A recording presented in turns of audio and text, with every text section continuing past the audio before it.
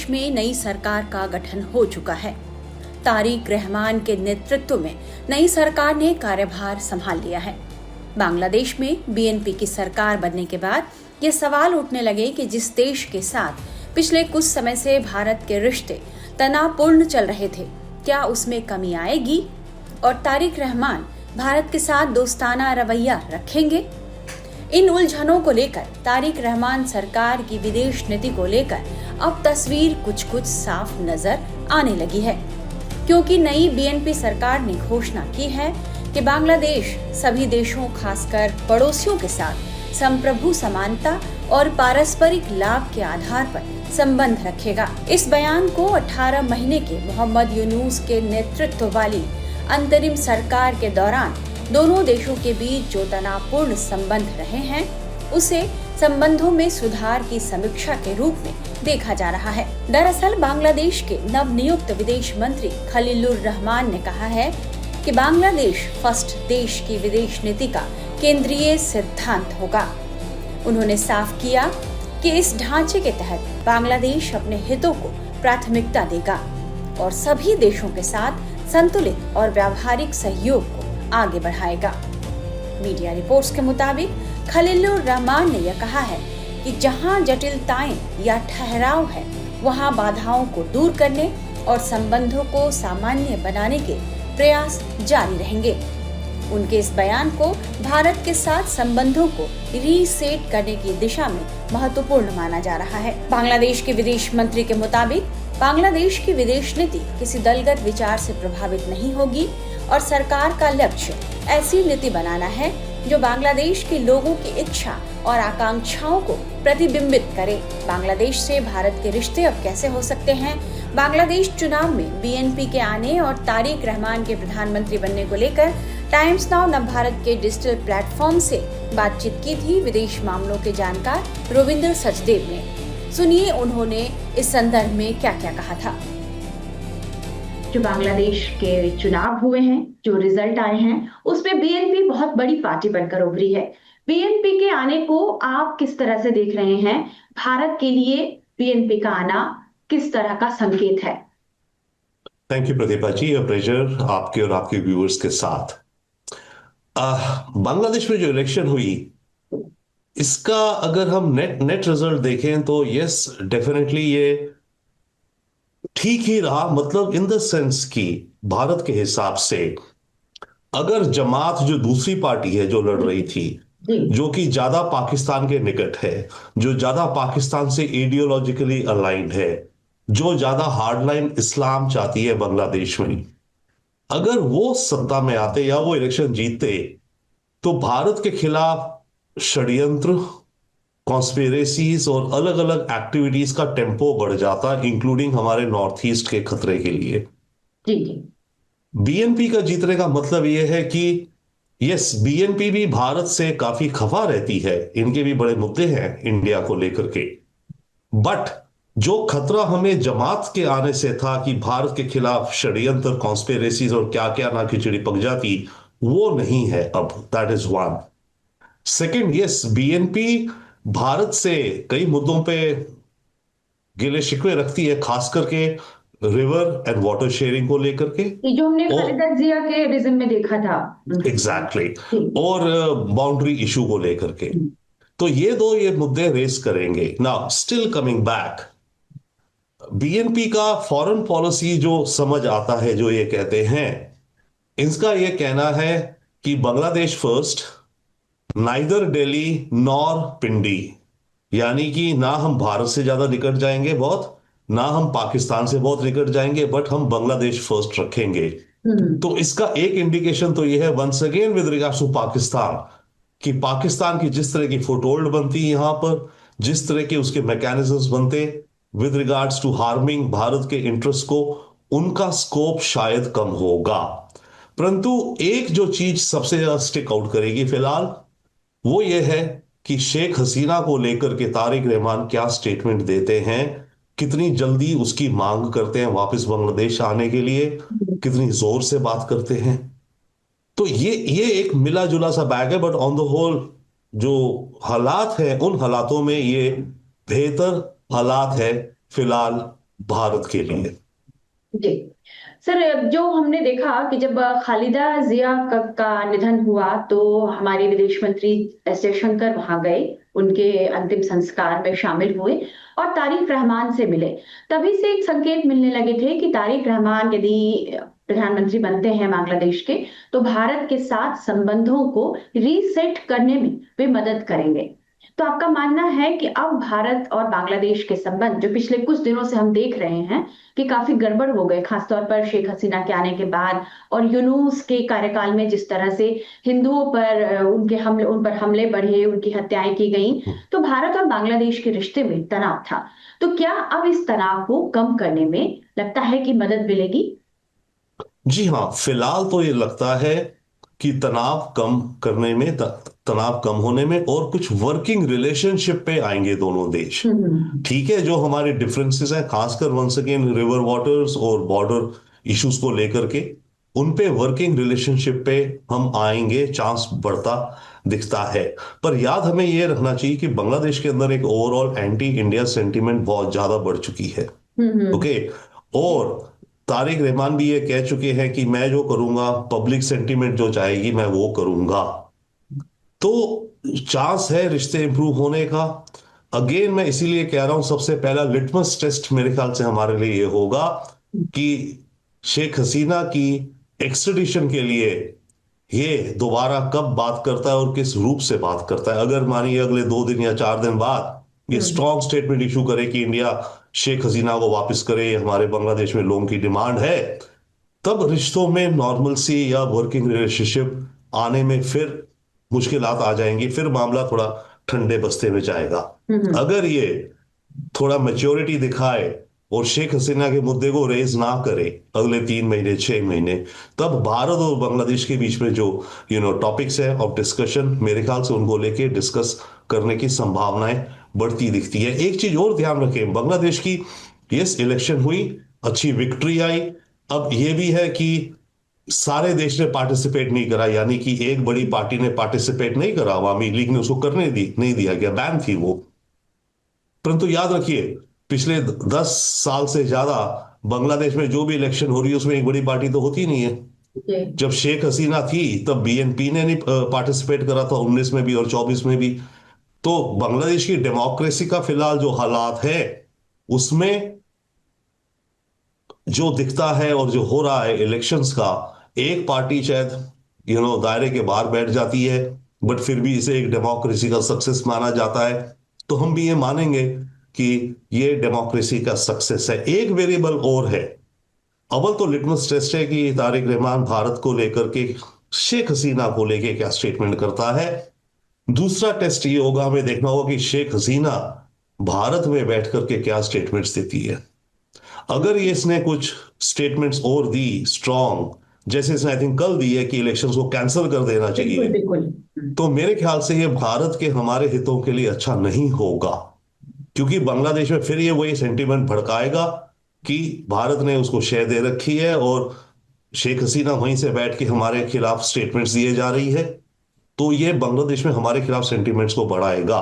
तो I think हमारा foreign office definitely ये भी देखेगा कि शेख हसीना क्या स्टेटमेंट दे रही है, कि कब दे रही है या नहीं दे रही है। इनफैक्ट हम एडवाइस भी कर सकते हैं शेख हसीना को, शायद कि आप कुछ समय तक चुप रहो। तो आपका कहना है कि भारत के हित में और बांग्लादेश के हित में या खुद के हित में, मतलब कह दें कि शेख हसीना के खुद के हित में है कि वे अभी धैर्य रखें और कोई भी इस पर जो जो चुनाव हुए हैं या बीएनपी को लेकर या तारिक रहमान को लेकर किसी तरह का कमेंट ना करें, आपका यह कहना है?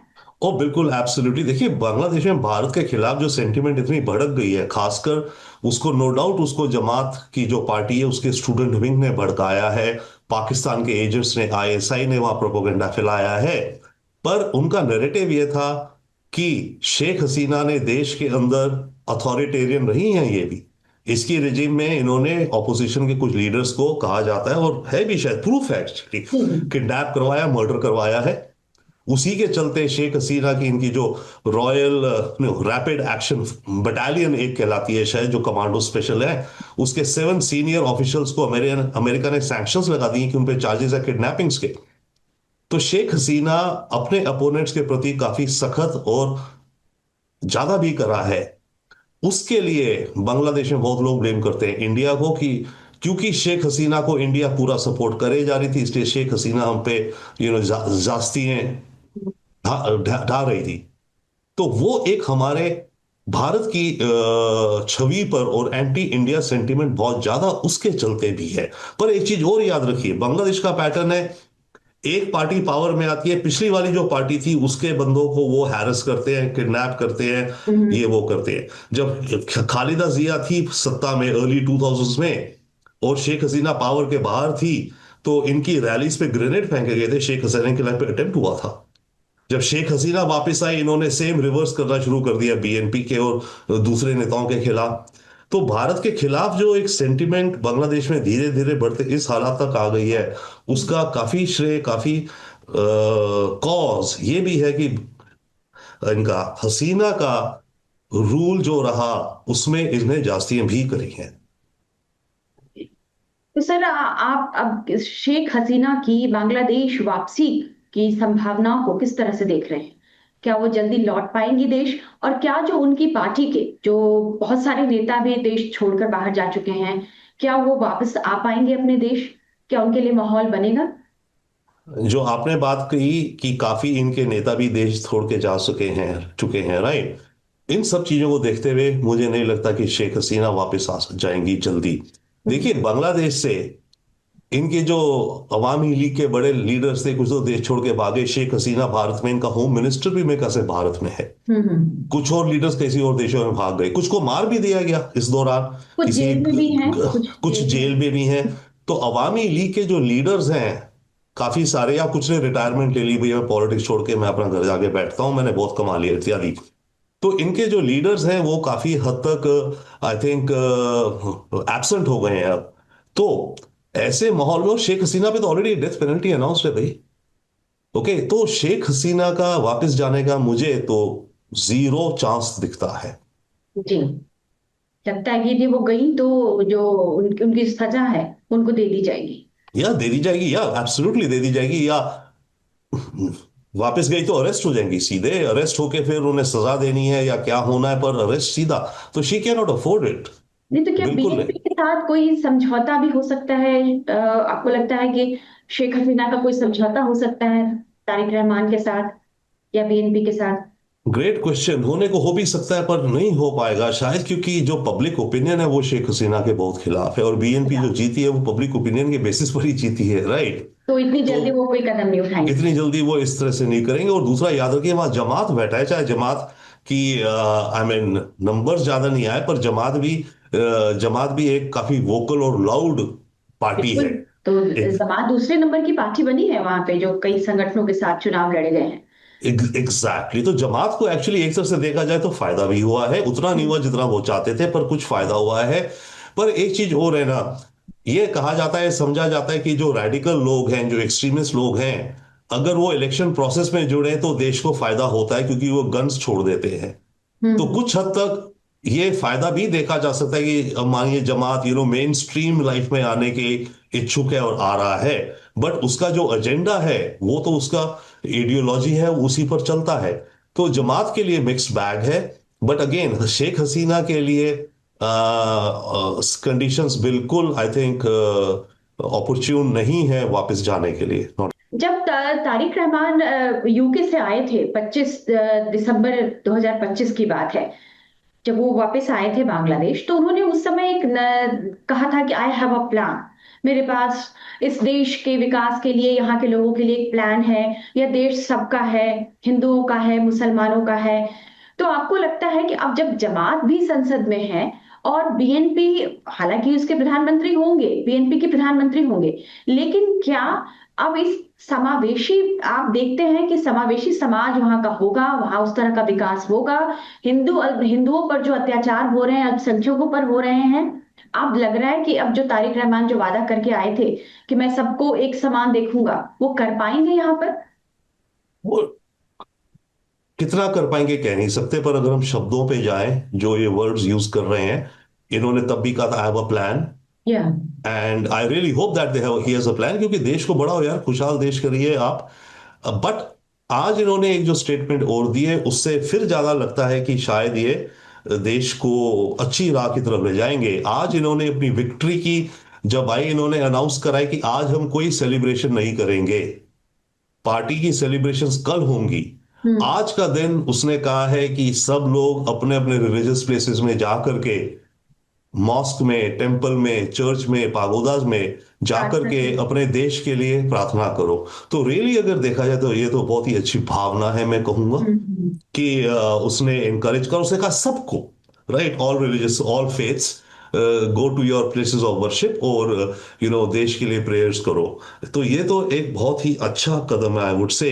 अब बात ये कि इसको इम्प्लीमेंट करने में, ग्राउंड में लाने में कितना। कितना ये ला पाएगा, और कितनी इफेक्टिव मशीनरी भी कितनी इफेक्टिव है कि इन चीजों को एलिमिनेट कर पाएगी। तो हिंदूज के अगेंस्ट चांस है कि अब ये जो जिस तरह के हालात, बिहेवियर हो रहे थे, एक्टिविटीज, ये कुछ तो कम होंगी, पर इक्की दुक्की फिर भी होती रहेंगी, बट ओवरऑल में शायद कम होने के चांस दिखते हैं। प्रधानमंत्री नरेंद्र मोदी ने बीएनपी की जीत पर बधाई दी है, तो अब बांग्लादेश का मौका है। प्रधानमंत्री नरेंद्र मोदी ने तो अपनी तरफ से हाथ बढ़ा दिया है, और क्या आपको लगता है कि तारिक रहमान भी जो है अब वो भी हाथ बढ़ाएंगे और भारत के साथ संबंधों में एक स्थिरता आएगी, तनाव कम होगा? देखिए, इंडिकेशंस तो कुछ ऐसे लगते हैं, क्योंकि प्राइम मिनिस्टर ने जो मैसेज या ट्वीट करा, आई थिंक उसी के चंद मिनटों बाद बांग्लादेश से रिप्लाई आया, thanking India and thanking prime minister Modi and saying that we look forward to good relations. तो इसे दो चीज दर्शाता है। ये तो एक तो ये भी दर्शाता है मेरे को कि ओके, इनके पास एक प्रोफेशनल सी टीम है जो सिस्टमैटिकली काम करेगी, होपफुली आगे जा करके, एंड प्रॉम्प्ट रिस्पॉन्स या जल्दी रिस्पॉन्स की अपेक्षा भी रखी जा सकती है। तो इस अगर हम एक्टिव इस उनके रिएक्शन को देखें तो पॉजिटिव है, वर्ड्स पॉजिटिव हैं, और टाइमिंग भी पॉजिटिव है कि जल्दी इमीडिएट कर रहे हैं। तो इसी तरह से आई वुड होप कि जो हमारी कंसर्न्स अब हमारी सरकार इनकी सरकार को देगी, क्योंकि देखिए अभी तक तो इंटरिम में एक दूसरे पे पासिंग द बक था, काइंड ऑफ थिंग, कि हम तो इंटरिम सरकार है, ये तो ब्यूरोक्रेट चला रहा है, ये तो एडवाइजर है, मिनिस्टर नहीं है। अब तो एक प्रॉपर सरकार होगी ना, प्रॉपर मिनिस्टर होंगे, प्रॉपर लॉ एंड ऑर्डर के सिस्टम होंगे, होम मिनिस्ट्री जैसे हमारी पुलिस की इंचार्ज है वहां होगी, वो अपना कार्यक्रम करेगी। तो भारत के पास अब हम इनके सामने वो रखेंगे अपने कंसर्न्स, उस पे इनको रिस्पॉन्ड करना, आई थिंक बेहतर होगा इनका response compare to previous. Mohammad Yunus का क्या फ्यूचर देख रहे हैं सर अब आप? Mohammad Yunus, couple of things could be amongst, एक चीजों में ये भी कहा जा रहा है इनका जो प्रेसिडेंट है, बाय द वे इसमें कॉन्स्टिट्यूशनल रिफॉर्म भी होने हैं, जो नई पार्लियामेंट आई है, इसमें एक रिफॉर्म होगा, जो प्राइम मिनिस्टर है वो 10 साल से ज्यादा नहीं रह सकता, प्राइम मिनिस्टर की कुछ पावर्स कम करी जाएंगी, थोड़ी सी प्रेसिडेंट को दी जाएंगी, इत्यादि इस तरह कुछ रिफॉर्म्स हैं। तो फिलहाल जो प्रेसिडेंट है, इनकी टर्म 5 साल की होती है, आई थिंक उसको करीब 2 साल हो गए हैं। उसने बीच में एक या दो बार कहा है कि मैं अपनी आधी टर्म के बाद मैं स्टेप डाउन कर जाऊंगा, मैंने काफी जो सेवा करनी थी कर ली। तो अगर वो स्टेप डाउन करता है अगले 3-6 महीने में अपनी मर्जी से जैसे भी, तो वो तो एक ओपनिंग खुलती है जिसमें Mohammad Yunus could be the president of Bangladesh, वो एक चांस बनता है। तो ये लग रहा है कि वो राष्ट्रपति बन सकते हैं? कह नहीं सकते, I mean it depends on many things, but अगर वो स्टेप डाउन करते हैं तो वो तो एक ओपनिंग तो बनती है ना, बिल्कुल, हाँ। कि एक उस रास्ते यूनुस जा सकते हैं। अदरवाइज यूनुस अगेन हो सकता है इस सरकार के यहाँ भी चीफ एडवाइजर थे, इस नई सरकार जो बनी है, हम्म। अगर इनसे इनके रिश्ते ठीक हो, अंडरस्टैंडिंग हो, तो यूनुस को फिर से अपना चीफ एडवाइजर बना सकते हैं। ऐसे नीति आयोग जैसे भारत का है, उसका चेयरमैन बना दो भाई। वो कहने को वो एक इंटेलेक्चुअल एंड टेक्नोक्रेट है, कह लीजिए, राइट। तो उसको उस तरह का भी ये सरकार पोजीशन दे सकती है, पर वो डिपेंड करेगा इनके आपस में रिश्ते कैसे हैं।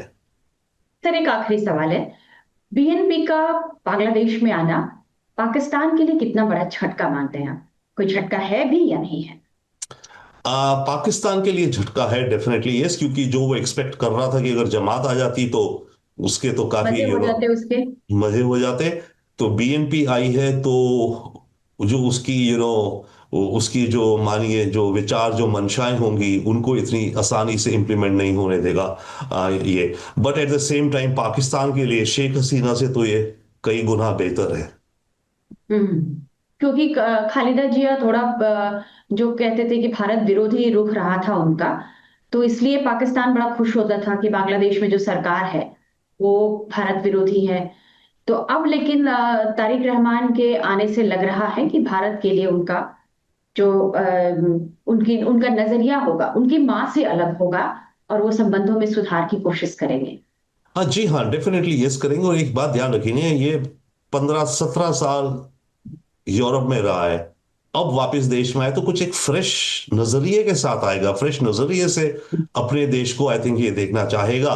But at the same time ध्यान रखिए, कई चीजें बांग्लादेश ने पाकिस्तान के साथ शुरू कर दी हैं जी। पिछले दो वर्षों में, defence exchanges, intelligence exchanges, purchase of defence items also इत्यादि।